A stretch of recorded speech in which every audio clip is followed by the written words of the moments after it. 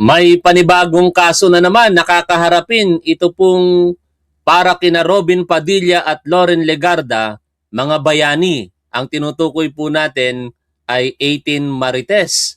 Katanggap-tanggap ba na tawaging bayani ang mga yan, mga tol? Ano masasabi ninyo? Dapat ba silang tawaging bayani? Comment number 1 kung dapat silang tawaging bayani. Mag-comment po kayo ng 2 kung hindi dapat, sapagkat bahagi sila ng sindikato na nagnakaw sa pondo ng bayan ayon po kay Senador Rapi Tulfo. Again, mag-comment po kayo ng 1 kung kayo po'y sumasang-ayon kay Robin Padilla at kay Loren Legarda na bayani sila. At kung hindi naman, sapagkat sila'y bahagi ng sindikato, mag-comment po sana kayo ng 2. Nakisama na po itong si Robin Padilla, mga tol. Salamat sa pagtugon, ano? Dami ko nakikita, number 2. Nakisama na si Robin Padilla sa pagtawag dito sa 18 Marites na bayani. Sa kanyang Facebook page post, shinare niya po ang post nitong si Levito D. Baligod bilang tugon sa mga pahayag ni Senator Rapi Tulfo. Sabi ni Levito Baligod, sabi ni Rapi Tulfo, kargador lang daw sila, hindi mga bayani. Kaya ang tugon ni Robin Padilla sa pag-share, ang aking mga bayani. Paano magiging bayani ang mga ito? Porket naging uniform personnel dati, bayani na. Ako ba maituturing na bayani? Hindi! Ha? Hindi natin pwedeng ituring lalong-lalo na natanggal sa serbisyo. Etong mga to, natanggal sa serbisyo ang mga ito. Kung meron man nakapag-retired sa kanila, hindi na sila sundalo nung pinili nilang maging bahagi ng sindikato na nagnakaw sa pondo ng bayan. In fact, nakinabang pa nga sila. Pinasahod sila mula sa nakaw na pondo ng bayan. Di ba? Kakapalan ng pagmumuka. Kung ito ngayon ituturing mong bayani, mas appropriate yung sinasabi ni Senator Rapi Tulfo na sila'y bahagi ng sindikato. At ang sindikato na yan, nagnakaw sa pondo ng bayan. At dahil dyan, syempre kung ano-anong mga akusasyon ang pinagsasasabi ng 18 Marites na ito, marami na sa kanilang sinampahan ng kaso. No? Marami na ang nagsampa ng kaso sa kanila. Balikan lang natin ang ilan. Si dating NSA Eduardo Anyo, sinampahan po sila ng kasong cyber libel at pagpapakalat po ng fake news o yung paglabag sa Article 154 ng Revised Penal Code, unlawful publication or unlawful utterances. Tapos, sumunod sina Congresswoman Leila de Lima, si Father Flavie Flaviano, si dating Senador Antonio Trillanes, at sa isang interview lately, sinasabi ni Trillanes na muli siyang magsasampa ng kasong kriminal laban sa mga Marites po na yan. Tapos sumama na din po dyan, kahapon nag-file ng grave oral defamation ito pong si Senator Erwin Tulfo sa Pasay City Prosecutor's Office. At ngayon, sa balita po na ating pong pag-uusapan, si Congressman Benny Abante ay nag-file naman po ng kasong libel, cyber libel dito sa 18 Marites. Basahin po natin ang balita mula po sa Batas PH. Nakikita po ninyo ang litrato ni Congressman Abante sa Manila City Prosecutor's Office. Manila 6th District Representative Benny Abante Jr. on Tuesday filed libel and cyber libel complaints before the Manila City Prosecutor's Office against the 18 individuals who identified themselves as alleged bagmen of Saldico. Pero mo, bagmen? Ituturing mong bayani? Anak ng teteng naman kayo, Senator Robin Padilla at Loren Legarda. Sabi tuloy ni Senator Rapi Tulfo, God damn. Ha? As well as lawyer Levito Baligod and a media company. The complaint stem from the group's allegation that Abante had allegedly received a suitcase containing cash. The case against the media company, meanwhile, is related to the alleged publication of false information regarding the matter. Yung libel at cyber libel, para sa 18 Marites at kay Attorney Levito Baligod, samantala yung pagpapakalat po ng fake news, yun po yung Article 154 sa Revised Penal Code ay para po sa isang media company na hindi po pinangalanan. Sino kaya yun? Ano kayang media entity yan? Pakinggan po natin ang naging pahayag nito pong si Congressman Benny Abante. Well, alam mo, nung una lumabas to, hindi ko pinansin, was really, very quiet about it. Pero pangalawa na to. No, pangalawa na. Una, alphabetical order pa nung una. So, pero ako, si Romy Apot nawala na sa atin. Tapos ngayon, number 7 na ako. Baba, yung pangatlo, dapat number 30 na ako. Yung pang-apat, baka wala na ako. You know, hindi naman to dapat. Hindi notarized to. Hindi to pirmado ng mga 18 Marines. At dapat yan, di diretso sa ombudsman. Alam kung meron silang ebidensya. Walang ebidensya. Cyber libel, saka libel case. Sino-sino ang All of them, sir. Lahat sila. Pati ang abogado. Si Atty. Levito. Kanina may media po kayong binabanggit. Sino po? Media? Yung sabi niyo. Simple thing, DWSI, di ba? Talagang very libelous. Libelous sa laysay. Wala naman sila ebidensya. Masyadong malisyoso. Sila ang sila ang nagsalaysay, sila ang nagbalita ng mga ganitong bagay na wala namang tutura, wala namang ebidensya. Po sa accusation sa inyo na Kaya dapat managot sila, mga tol. Kasi hindi pwedeng ganyan-ganyan lamang, Good sana kung talagang makatotohanan yung sinasabi nila. Ang dami pong mga kasinungalingan. Kitang-kita po natin yung mga inconsistencies, yung hayagang pagsisinungaling. Isang pinakamagandang halimbawa dyan, yung sinasabi nilang pangako sa kanila na iPhone 16e. Biruin mo, February 2025 pa lamang lumabas sa merkado. Tapos sasabihin mo, ipinangako na sa'yo noon. Ano yon? May nag-time travel yung iPhone. Back to the future ba yun? Nang teteng na yan, kaya dapat turuan talaga ng leksyon ng mga ito. At sana hindi lang mauwi sa mga ganitong kasuhan kung hindi sa huli conviction. maleta mo. Ilan daw ang maleta na tatanong? Wala sinasabi. Halaga ko na. Wala rin halaga sinasabi. Basta sinama kayo sa lista. Para sinama ako sa listahan. Hindi ko alam ako sinama. Attorney na dito. 2002, naging congressman ako. Ginawa ko pang legal officer rin. Oo. So, kaya kilala niya ako. How do you respond to that? Well, sa akin, Alam niyo mga tol, yung pattern kasi ng mga inakusahan nitong 18 Marites, kitang-kita natin, no? Sila yung mga personalidad na hayagang tumutulig sa mga Duterte at nagsagawa ng investigasyon sa House of Representatives. Nung una, walang dinadamay sa Senado, di ba? Nung hindi pa ganun kalala ang sitwasyon sa Senado, lahat sa House of Representatives. Inatake nila unang-una si former Speaker Martin Romualdez, tapos sunod-sunod na yung mga kongresista. Pati yung mga hindi na kongresista ngayon, dinamay din nila. Pero naging kongresista before. Like si Franz Castro, Arlene Brosas, yung miyembro ng Makabayan Bloc, saka si Raul Manuel. Mga lefties kung tawagin. Bakit nila dinamay? Kasi sila po yung nagbulgar na yung 125 million pesos confidential funds ay nagasta noong Disyembre. Mali pa nga yung impormasyon na unang binahagi ng Makabayan Bloc eh. Sinabi ni Arlene Brosas 19 days. Pero sa pagdepensa nitong si Stella Kimbo nung siya'y kongresista at dinidefensa ang budget ng OBP, napaamin. At mali ang 19 days bagkus 11 days lamang. Doon na nagsimula ang lahat. Nagkaroon ng investigasyon ang counterpart ng Blue Ribbon sa House of Representatives.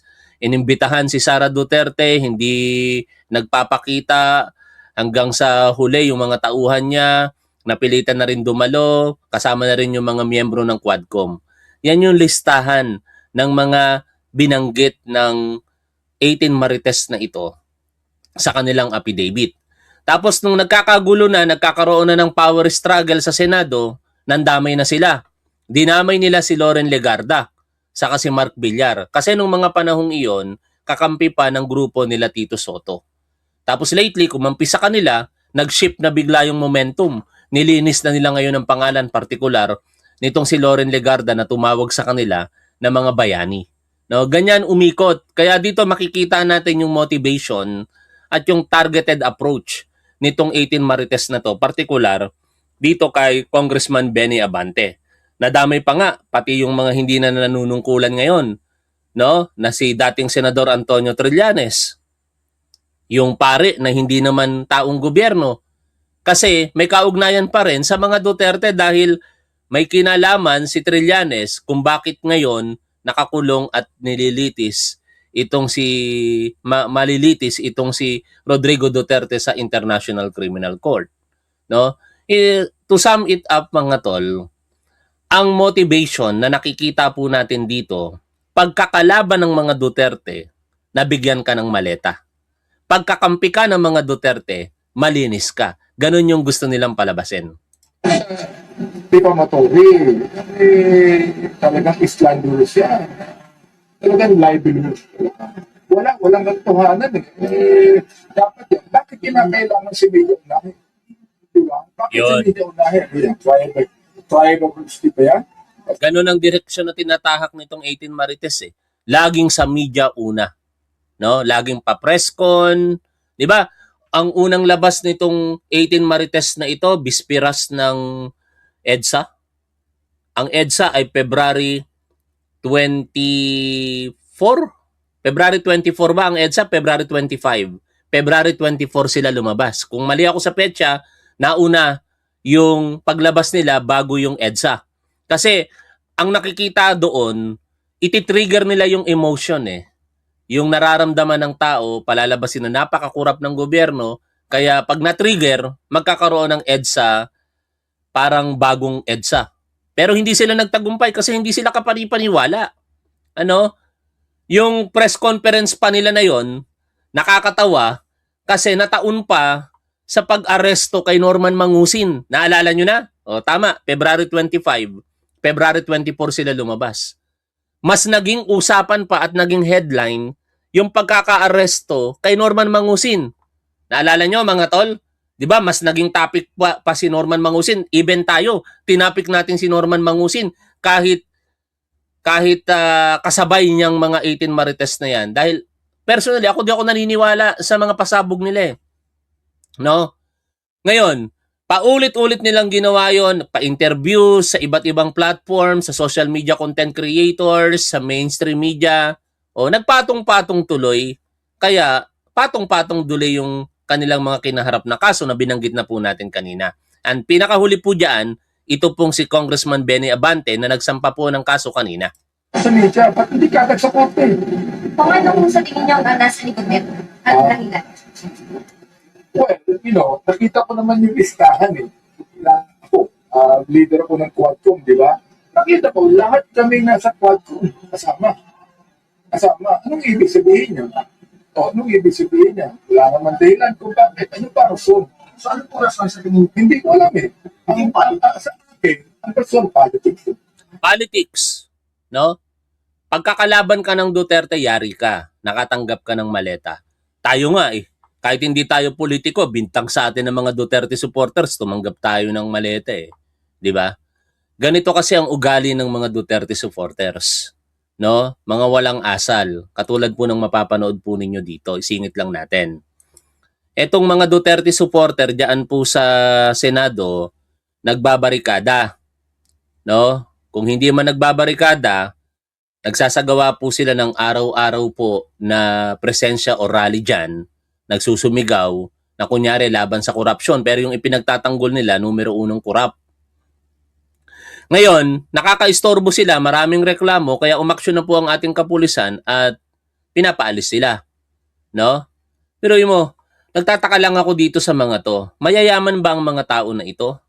Malibang kung vlogger sila na kayang kumita sa pamamagitan ng pagkakamera, pagsasalita diyan sa harapan ng Senado at nakakapag-live stream, nakakapag-upload, kumikita. Pero kung sila, katulad po ninyo na nagtatrabaho araw-araw, paano sila kikita kung nandiyan po sila? Yun ang isa sa malaking katanungan natin dyan. Araw-araw sila ngayon dyan sa Senado, hindi naman mayayaman ng mga tao na ito. Kitang-kita naman natin sa kanilang mga itsura. No? Kung ako yung nagiging mapanghusga, sabihin na nating mayaman sila, ano negosyo nila? Pero kung hindi sila mayaman, kinakailangan nila magtrabaho.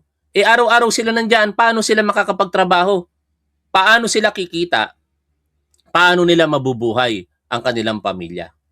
Sino ang nagpopondo sa kanila? Tapos tinatanong lang sila ng mainstream media, napaka gaspang at bastos ng mga pag-uugali at asal. Pakinggan po ninyo ang pangyayari na yan kanina. Tinanong sila ng reporter ng Abante, no? Napakawalang hiya. Problema ba? Bakit ano kumusta doon? Sa ko ba? Huwag kang masyadong ano dito na kami na lang ang ano dito. Ano pa?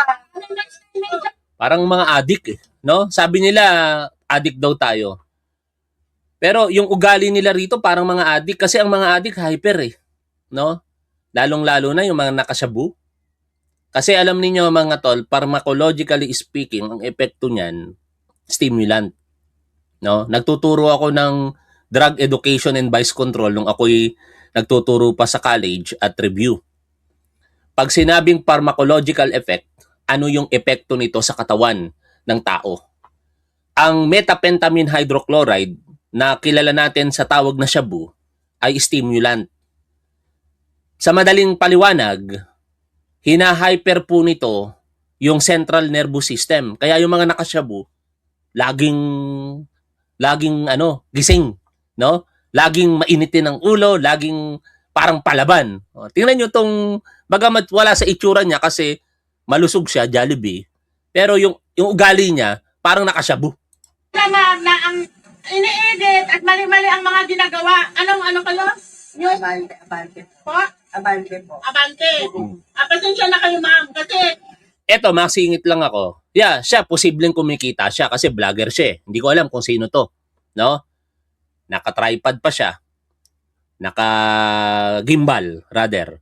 O, nakatutok ang camera. Pag in-upload niyan, kikita yan basically kung vlogger. Pero kung ikaw hindi ka vlogger, tapos araw-araw ka nandyan, paano ka kikita? Yun ang malaking tanong. Kung ikaw na maintain mo yung presensya mo dyan araw-araw, ibig sabihin may nagsusupply sa inyo. Sino yung nagpopondo? At yung nagpopondo ba na yan, binabayaran ng mga araw ninyo? Oh, kaya nyo bang sabihin sa amin ngayon na mga nandiyan sa harap ng Senado na mamatay na kayo, mamatay na 10 ng inyong pamilya, mga mahal nyo sa buhay kung hindi kayo binabayaran dyan? Ha? Ikaw, particular ka. Kung vlogger ka, okay lang. Pero kung hindi ka vlogger, kaya mo bang sabihin yon na hindi ka bayaran? Araw-araw kayo nandyan eh. Tuloy po tayo sa pakikinig po dito. sa ginagawa sa amin, sa bawat karapatan, hindi nilalabat ang tunay na nangyari dito. Babaguhin naman. Ma'am, sabi po kasi nakaka-istorbo daw kayo dito. Ano na ano man naman ba sa iyong lahat na Nagalit na. Di ba? Ang ayos-ayos ng pakikipag-usap sa kanya ng reporter. Nagtataas na kagad ng boses, nagagalit na. Oh. Nakasyabu ba to?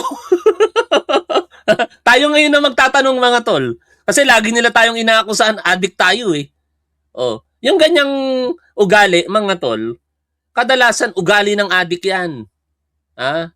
Mga maiinitin ng ulo. No? Pag nakasyabu, mga bayulente.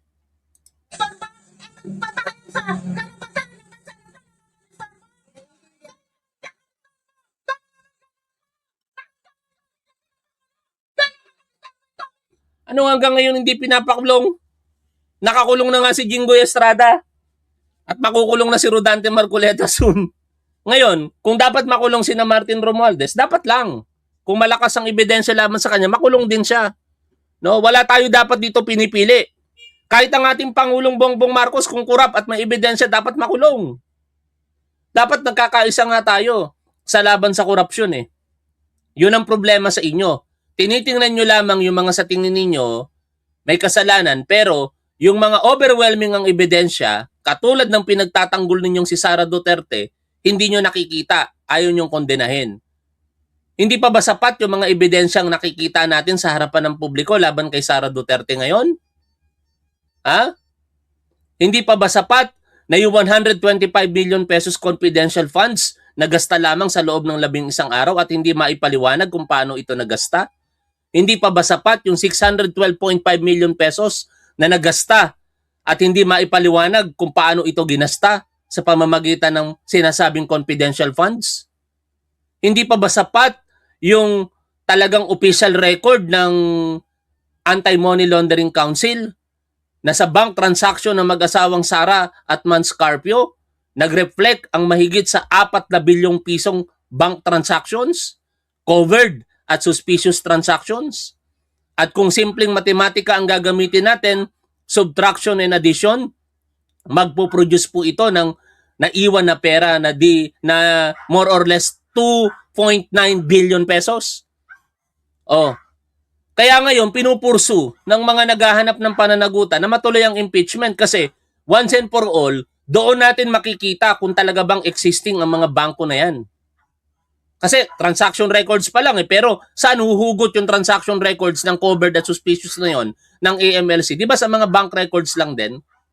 Oh, ang iingay nyo sa iba, nagsisisigaw ka rito pero yung mismong pinagtatanggol mo na si Sara Duterte at yung mga senador na pinagtatanggol nyo dyan, ano ang mga issue? Di ba corruption din?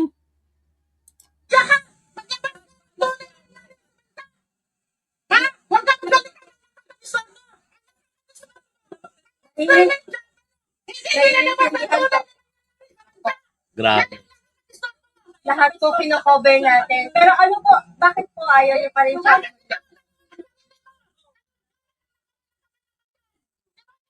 Naiintindihan. Pero hindi po kayo aalis dito. Hindi po kayo aalis dito. Hindi kayo aalis dito. Pero hindi po kayo aalis dito. No, inaano na yung... Hindi, wala akong pakialam. Ayan lang po. Paano pinag-ibasa natin? Pero hindi po kayo aalis dito. Relax lang yung reporter, ano? Siya galit na galit. Stop mo, baby. Naiintindihan ko po kayo, pero yun nga po, ginukuha namin ang site nyo. Maayos. Anong distorto? Nakaka-distorto mo? Naka-cover, naka-video po to. Kung bakit sila naman. Okay, so aalis po kayo. Kasi, ano na Yan ang problema sa kanila, no? Na itatak na sa isip nila na kapag ka mainstream media, bias na. Ang problema kasi mga tol, kapag ka naniniwala lamang kayo sa mga vlogger, sa content creator, dito sa programa natin, hindi ko kailanman sasabihin sa inyo na sa akin lang kayo manood, sa mga PBBM supporter lang kayo manood. I suggest manood kayo sa mainstream media. Kasi yun talaga yung magpapahayag na kung ano yung mga nangyayari. Ang mga sinasabi ng mga vlogger na katulad ko, katulad niya, mga opinion lamang yun eh. No? Ngayon nagrereklamo sila kasi ayaw daw ibalita yung mga pangyayari dyan sa Senado. Hindi lang sila nanonood. Naipapakita naman eh. Nagkakagulo dyan, may mga nagtutulakan. Pinapakita naman ng media. Hindi lang nila pinapanood kasi ayaw nilang panoorin. Katulad din ng isa na ito. No? Kasama nila yan. Tapos ang pangangatwiran pa nito, karapatan niya daw bilang Pilipino mag-stay, mag-rally, magpunta sa kung anumang lugar na gustuhin niya. Tama ba yon? Mali po yon. Ha? Tapusin natin yung sinasabi niya rito at ipapaliwanag ko sa inyo kung bakit mali yon. Kasi kahapon, nagpunta Marami kasing bias kaya dala na yung mga kasamahan ko. Maraming bias ng media na matapos kuhanan, binibenta lang. Pinagkakakitaan, hindi ino-on air, pinipresyon lang. Sir, kami sa... Alam ko yun. Sa mainstream media, hindi kami ganun. Siguro kung yung iba din sabi nyo ay wala naman tayo. Yes. Yung talagang ginagawa nyo. Meron kami proof. Marami. Hindi na yun. Oh, hindi nga sa inyo, kaya nga ako magpapa-interview sa inyo kasi mag-uusap muna tayo na sana i-on air nyo. Okay. Usual mo kaya, mainit ka din. Sir, ito nga. Punta si NCRPO na for Channel Abing dito. And nakita niya po na nakapwesto kayo dito. And sinasabi nga daw kasi ng ilan, dumataan sa mga motorista, nakakagulo na raw. Yun yung sinabi nila. Kaya yung hingi ko ng reaction kay ate kanina. Eh ngayon, pinapaalis na kayo dito. Tatanungin ko sana kung paano na po kayo magpaprotesta, saan na kayo pwesto ngayon, ano nang gagawin ninyo, ano na po yung susunod yung gagawin, since na tinanggal na yung pwesto nyo dito. Tungkol sa bagay na yan, tatanong mo na yan, pag-usap-usapan namin yan. Pero isa lang ang masasabi ko sa inyo. Bilang isang mamamayang Pilipino na may kalayaan sa lupang Pilipinas, kahit saan kami pumeso, karapatan namin yun. Tama ba yon? Mali yun. Anong pinagsasabi mo? Na bilang mamamayang Pilipino na may karapatan sa lupang Pilipinas, kahit saan kayo pumesto, karapatan ninyo yun. Mali yun. Ha? Unang-una, ang lupa ay either pag-aari ng gobyerno o pag-aari ng pribadong individual. Kapag ka hindi mo pag-aari, wala kang karapatan doon. Pag pribadong lupa ang pupuntahan mo, pwede ka pang makasuhan. Merong tinatawag na qualified trespass, other forms of trespass. 'Di ba? Pag qualified trespass to dwelling, yung bahay nakatirik sa lupang pag-aari niya, pinasok mo, pinuntahan mo, di ka nagpaalam, bawal 'yon.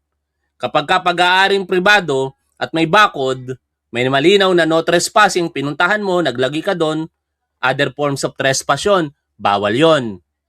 Ngayon, dito tayo magkakaisa, perhaps, sa public place. Pero hindi lahat ng public place pwedeng pagdausan ng pagtitipon. Katulad niyan, Senate premises, public place yan. Pwede bang pagdausan niya ng pagtitipon araw-araw? Posible, kung kayo'y makakakuha ng permit at sisiguraduhin nyo na hindi kayo lalabag sa batas at hindi makakaistorbo sa iba.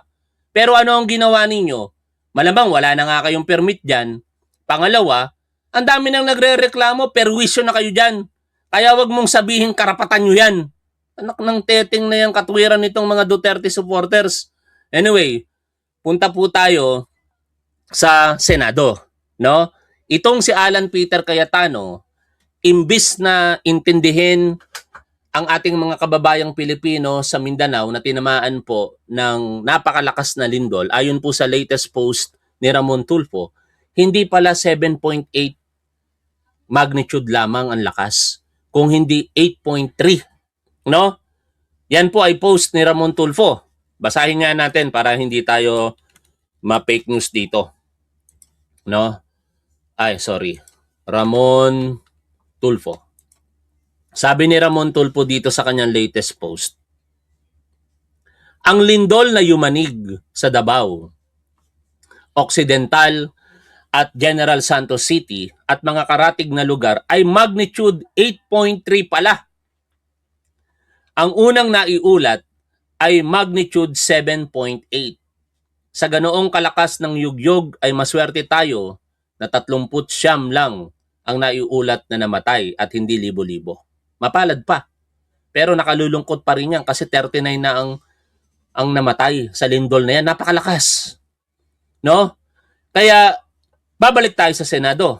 Instead na unahin, partikular nitong si Alan Peter Cayetano, ang pag-alala sa mga kababayan natin dyan sa Mindanao, which is mostly mga DDS. Maraming mga DDS sa Mindanao eh. Pero dapat hindi natin tinitingnan ang politika ngayon kung hindi yung kalagayan nila nangangailangan ng tulong. Ano ang inuuna ni Alan Peter Cayetano? Yung kanyang piling Senate President pa rin. Biruin mo, ginagamit niya pa rin yung Office of the Senate President Seal. Tapos maglalabas pa ng advisory para sa mga empleyado ng Senado. Ito po, naglabas siya ng memo for all Senate employees. Date June 9, 2026. In view of the upcoming Independence Day on Friday, June 12, 2026, please be reminded that in accordance with Section 8 of the 2024 Collective Negotiation Agreement between the Senate and the sandigan ng mga empleyadong nagkakaisa sa adhikain ng demokratikong organisasyon, the Senate shall automatically implement from 8 a.m. to 5 p.m. working hours should a holiday fall on a Friday. Thus, the official working hours of the Senate from Monday, June 8, 2026 to Thursday, June 11, 2026 is from 8 a.m. to 5 p.m. All employees are expected to observe the prescribed working hours and ensure punctual attendance and compliance with office regulations. Hindi ka ba nahihiya sa sarili mo, Alan Peter Cayetano? No? Piling mo Senate President ka pa rin, Eh hindi ka na nga kinikilala ng Senado mismo. Ang kinikilala, even sa website, si Acting Senate President Sherwin Gatchalian, the now Senate President pro tempore, which ang layo-layo sa uri ng paglilingkod mo sa bayan. Kasi ang grupo, ngayon majority bloc, na pinamumunuan ni Senator Sherwin Gatchalian, nagkusa. At ito, good news para sa mga kababayan po natin diyan po sa Mindanao. No? Walang kulay politika. Ano ang kanilang ginawa? O yan, the new Senate majority vows to donate 1 month's salary to Mindanao earthquake victims. 300,000 ipagpalagay natin times 10. Di 3 million plus 2, 600,000. Di 3.6 million pesos ang maidodonate ng mga senador na ito. Ha? Para sa mga kababayan po natin dyan sa Mindanao, the new Senate majority to donate 1 month's salary to Mindanao quake victims. Basahin po natin. In particular, yung kanila pong post. Ito. Ipatagalog natin kay ChatGPT para mas maunawaan natin lahat. Translate in Tagalog. Yan. Sabi po dito, let the whole Senate stand with Mindanao. No? Hayaang makiisa ang buong Senado sa Mindanao. Nagkasundo ang bagong mayorya na i-donate ang 1 buwang sahod para sa relief efforts at inaanyayahan ng minorya na gawin din ito. Ito yung tamang panghihikayat, hindi yung ginawa ng dating majority, ngayon ay minority, noong June 1 na mang-boycott ng trabaho dahil lamang inaresto itong si Senador Jinggoy Estrada. Ang mga miyembro ng mayoryang bloke sa Senado ay nagsagawa ng mga hakbang upang matulungan ang mga biktima ng 7.8 magnitude na lindol na sumalanta sa ilang bahagi ng Mindanao noong Lunes. At inaanyayahan din nila ang kanilang mga kasamahan sa minorya na makiisa sa nasabing pagsisikap. Ang bagong mayorya sa Senado ay nakikiisa sa mga pamilya at komunidad sa Mindanao na kasalukuyang humaharap sa mahirap na gawain ng pagsagip, pagbibigay ng ayuda, muling pagtatayo at pagbangon matapos ang malakas na lindol, ayon sa kanilang pahayag. Sinabi rin nila na nagkasundo ang mga miyembro ng mayorya na i-donate ang 1 buwang sahod upang makatulong sa mga naapektuhan ng kalamidad. Bilang personal na ambag sa relief effort, handa ang mga miyembro ng bagong mayorya sa Senado na ibigay ang 1 buwang sahod namin upang makatulong sa pagsuporta sa mga apektadong komunidad. Ituloy po natin ang pagbasa. Bagamat maliit lamang itong ambag, still malaki yun, 3.6 million pesos. Umasa kami na makikiisa rin ang aming mga kasamahan sa minorya sa pagsisikap na ito. Tapos si Alan Peter Cayetano ang inuisip pa yung pamumuno niya dyan sa Senado. Ha? Total kami ay mga senador ng buong sambayanang Pilipino. Ito ay panahon kung kailan ang Senado, anuman ang mga panloob nitong pagkakahati-hati, ay maaaring magsalita bilang iisa sa pamamagitan ng isang pagkilos ng malasakit at pakikiramay. Ayon kay Diego Mariano, Deputy Spokesperson ng Office of Civil Defense, hanggang alas 6 ng umaga ng Martes, ang lindol ay nagdulot ng hindi bababa sa 37 nasawi. At sa huling sinabi ni Ramon Tulfos, 39 na, 456 sugatan at 4 na nawawala. Nakaapekto rin ito sa 17,689 na pamilya o 77,186 na katao. Hindi bababa sa 5,343 pamilya o 19,365 katao ang kasalukuyang nananatili sa mga evacuation center. Higit pa sa pinansyal na halaga ng kanilang ambag, nais bigyan diin ng bagong mayorya sa Senado ang emosyonal na kahalagahan ng kanilang hakbang para sa komunidad na patuloy na nakararanas ng takot, pagdadalamhati at kawalan ng katiyakan matapos ang sakuna. Yan po yung bahagi ng pahayag ng majority sa kasalukuyan. Iniisip kung ano ang maitutulong sa ating mga kababayang Pilipino. Tinatalikuran muna nila ang politika. Tapos, itong si Alan Peter Cayetano, politika pa rin ang iniisip. Anak ng teteng naman talaga. Mapapaanak ng teteng ka na lang talaga. Ngayon, meron pong interview kay former Congressman Ace Barbers. Mabalik lang tayo doon sa 18 Marites. Panoorin at reaksyonan po natin ito, mga tol. Dagdag bawas yarn, binawi umano ng kampo ng 18 Maleta Boys ang kanilang salaysay patungkol sa ilang mga senador na dati ay kasama sa magic list. At ayon sa legal counsel nila na si Attorney Levy Baligod, inaamin naman nilang sila ay quote-unquote nagkamali. Punti rin naman ng ilang mga mambabatas na saan ang kredibilidad, lalo kung pabago-bago umano ang kanilang naratibo. Para ba lang nag-cancel ng order? Oo nga, di ba? Yung hinain na sa'yo, di ba? So, Please void. So, ang Yeah. magbabayad Oo. nun, yung waiter. tapos hihingi ng refund, ano? O, hihingi ka ng refund, syempre, dahil hindi kinain. Eh, in order nyo, nagbago isip ko, kawawa yung waiter. Siya ang pagbabayarin ng may-ari ng restaurant. Di ba sa mga tindahan, 7 days, saka 30 days lang, ang return exchange. Ganon, ilang bang araw ito? Ito buwan na eh. Oo, paso na. Tsaka bakit hinintay naman nila na lumipat ng kampo bago nila tinanggal? Pero this is not to say that we believe in the list to begin with, hindi ba? So, para pag-usapan ng mga isyong ito, kasama natin sa studio si former Surigao del Norte Representative Ace Barbers. Welcome to Memo po. Good morning, Cory. Ito, sinasabi din ng mga DDS, kasama din daw sa tumanggap ng maleta. Kasi kalaban.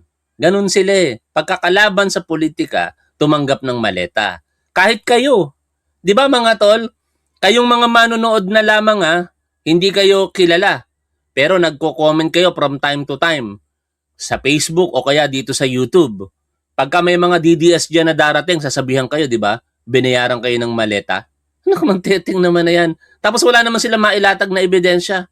Yun ang problema. Masyado nyong ginugoyo ang isipan ng mga Pilipino, pero sa totoo lang, ang natatangan nyo na lang, kayo-kayo na lang. Mga Duterte supporter na lang naman din ang naniniwala sa mga ito. Sir, thank you, Corina and Willard. Thank you for having me. So, what was your initial reaction nung nasama po yung pangalan po ninyo? Natawa ako eh. Mhm. Katawa-tawa kasi dahil unang-una, nung tinitingnan ko yung kanilang narration, yung kanilang kwentong kutsero eh. Di ba? As in Sarsuela yung kwento dahil walang nakakita kung ano yung laman ng bag. They just assume na pera yun. No? Pangalawa, may estimate pa nga sila eh. No? Are you telling me na kapag itong bag na ito, ang kasya ay 10 million, siniksik talaga nilang 10 million yan? Malay mo kung 1 million lang yan, di ba? Or 2 million lang ang laman yan. So, pangatlo, there are inconsistencies as shown nung last hearing nila sa maraming mga nawala dun sa listahan. And I think, there's a doctrine in law. Sabi nga nila, falsis in uno e falsus in omnibus. So, What does that mean? yung may maling isa, mali na sa lahat. No? In layman's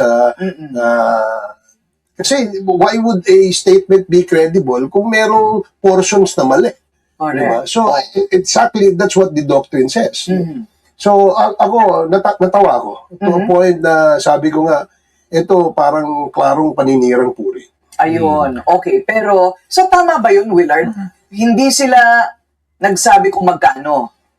Hindi rin daw sila nagsabi kung para saan yun. Ano pa bang testimonya nila na nagaling daw po yan? Saan?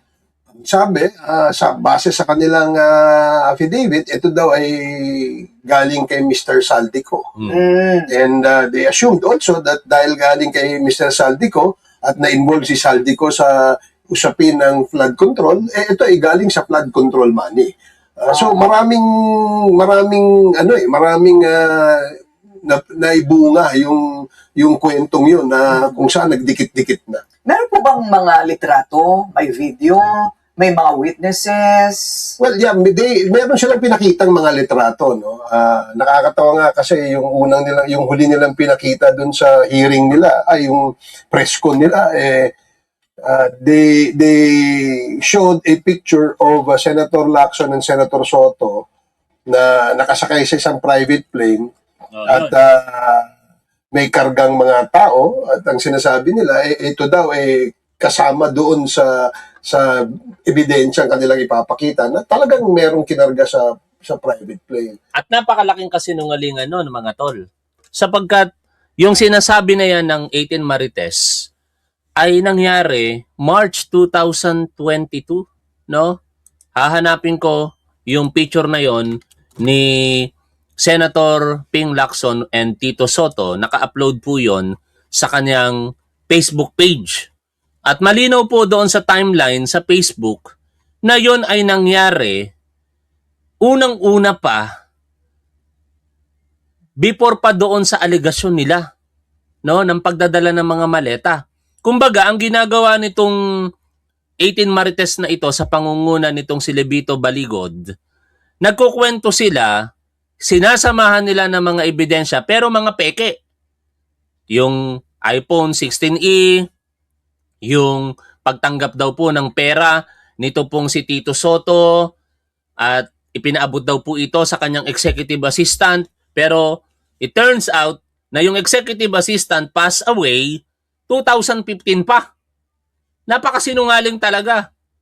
Tapos, yung litrato na hinahanap ko ngayon, in-upload sa Facebook page nitong si Senator Ping Lacson noong March 2022, panahon po ng pangangampanya.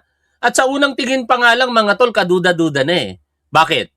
Naka-face mask yung mga kasamahan ni na Tito Soto sa likuran. Alam naman natin na nung mga panahon na yon, pandemic pa talaga. Napaka-limitado pa rin ang pagkilos, no? Yung alegasyon nila 2023, 2024.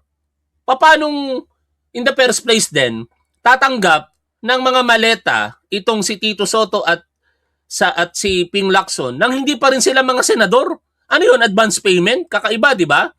Nasaan nababanda yun? Hindi ko na makita. No? Eto. Pero malapit na yon.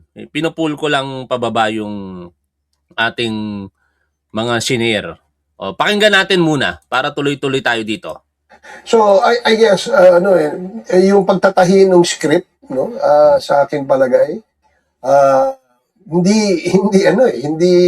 hindi ko baga, it did not resonate, no, sa ating mga kababayan, no. Ito, mga tol, ito yung sinasabi ko po sa inyo.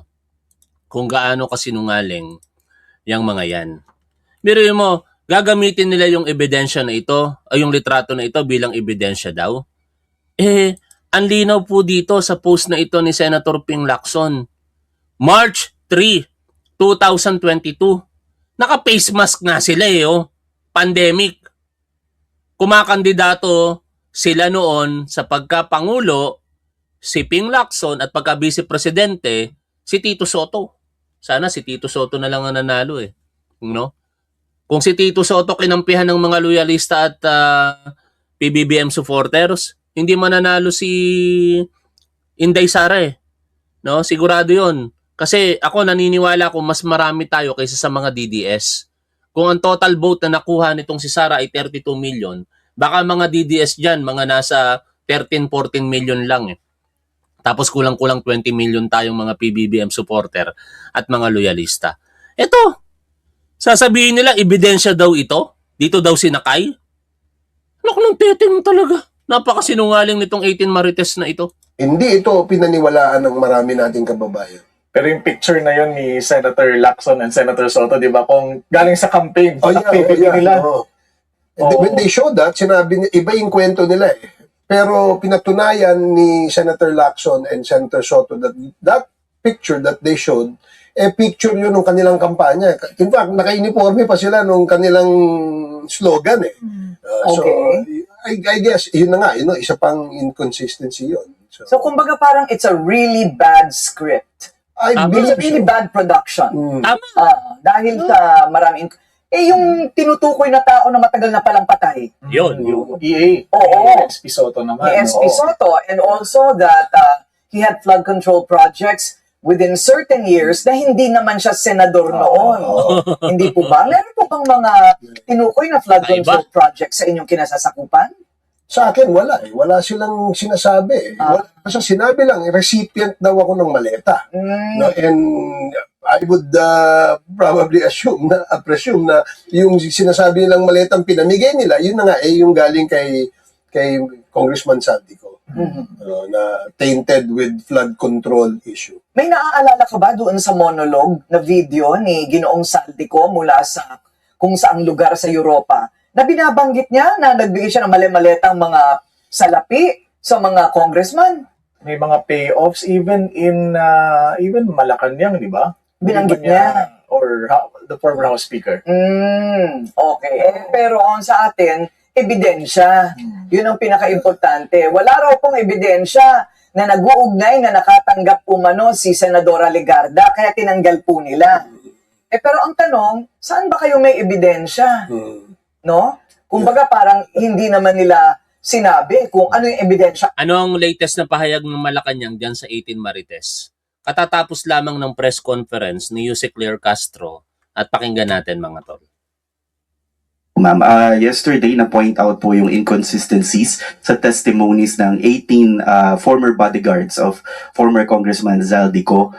Isa po doon yung pagkawala ng pangalan ni Senator Loren Legarda doon sa listahan dahil daw po nagkamali. And even before yung previous hearing, na-point out yung mga dates and yung kay Congressman De Lima na hindi pa po siya kongresista. Sa ganito pong klaseng mga nakikitang inconsistencies, how does Malacanang characterize ito pong revelation ng 18 former bodyguards?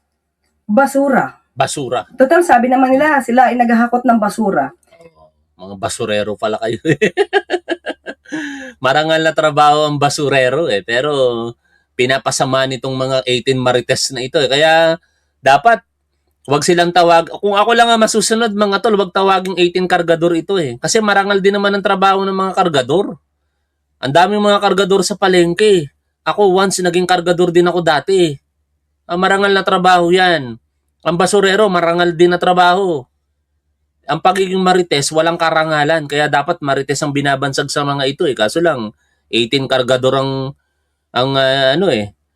o 18 tagabuhat Yun yung binabansag sa kanila ngayon ng mainstream Dapat 18 Marites. So, itong mga klase ng mga statements na to, na pinuna rin na bakit ang abogado nagsasalita at hindi yung 18 kargador or 18 maleta boys. Baka pwede naman 18 Marites na lang. Pwede 18 maleta boys, Kasi ang kargador, profession yan bukasyon. Maraming mga pinagpapawisan, hirap na hirap sa pagtatrabaho bilang kargador, pero marangal na trabaho yan. Maraming tagabuhat ang pinapawisan, marangal na trabaho din yan. Basurero, marangal na trabaho din yan. Kaya either pwedeng tawagin maleta boys, pero again dito sa atin 18 Marites. O pwede rin 18 budol, 18 sindikato, 18 patay gutom. Yan, pwede yan mga yan. Hindi po ito tatayo sa korte. Yung ganitong klase mga statements na pabago-bago, hindi po ito makakapasa sa masusing mga pag-aaral at pagsusuri ng korte. Tama. So, dito pa lamang po makikita na natin. Pinaliwanag na rin niya ni NBI Director kahapon Melvin Matibag, di ba? Sa kanilang konklusyon, bagsak talaga yung affidavit ng 18 Marites na ito. Hindi papasa kahit sa probable cause lang. Kung ano-anong klase ang mga kwento nila para makapanira lamang. Sunod na tanong mula kay Maricel Halili, TV5. Good afternoon. You said yesterday, Senator Alan Peter Cayetano said that there are two upper chambers, the Senate of the Philippines and Senate of Malacanang. Any reaction? What do you want to tell the senator? The President said there's only one upper chamber. Tama. And it is the Senate of the President, it is the Senate of the Philippines led by acting Senate President Sherwin Gatchalian. Narinig mo, Alan Peter Cayetano? Baka magkahiyaan pa pagdating ng sona ng Pangulo. Baka ikaw pa yung magpresentang uupo sa likuran ng Pangulo. Pero hindi mangyayari yun. Kasi hindi ka pa dadala ng imbitasyon.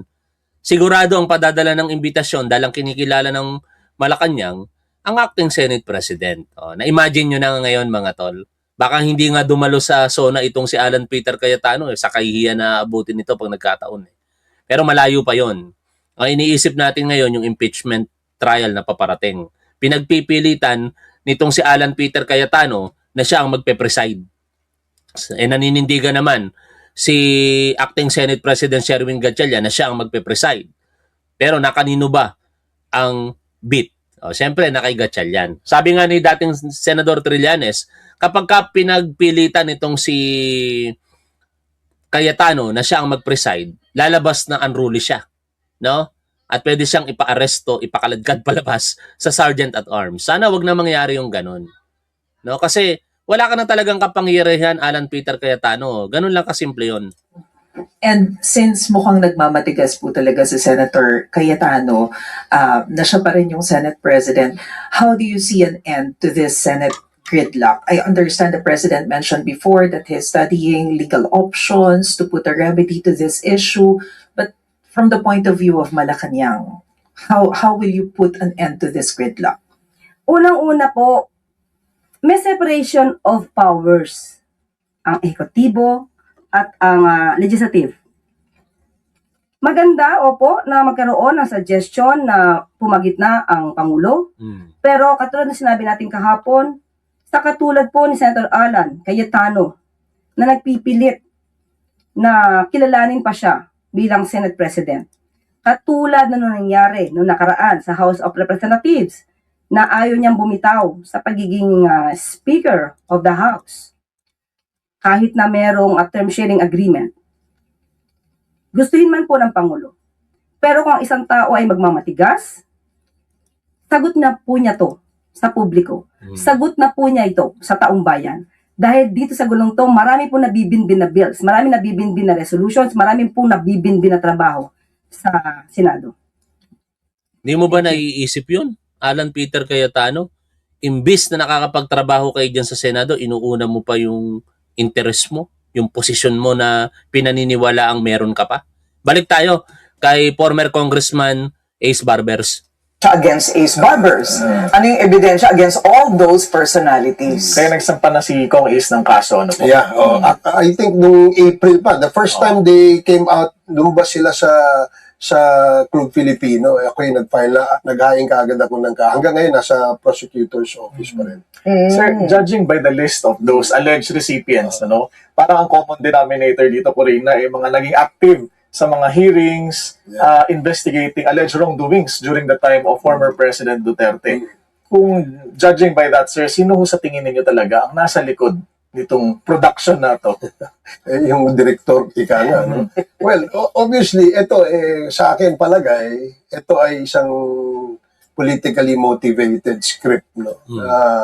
And if you check all the names in the list na nilabas nila, ito ay mga naging membro ng Quad Committee ng 19th Congress, membro ng Committee on Good Government na nag-imbestiga nung 19th Congress dun sa confidential fund sa DepEd and sa OVP, at yung pangatlo, yung lahat ng mga nagpahayag ng kanilang hindi pagkakasang-ayon sa mga pulisiya ng dating administrasyon.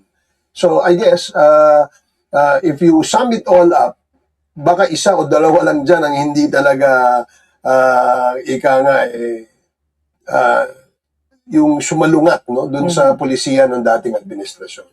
So that's why I honestly think na ito ay isang politically motivated attack.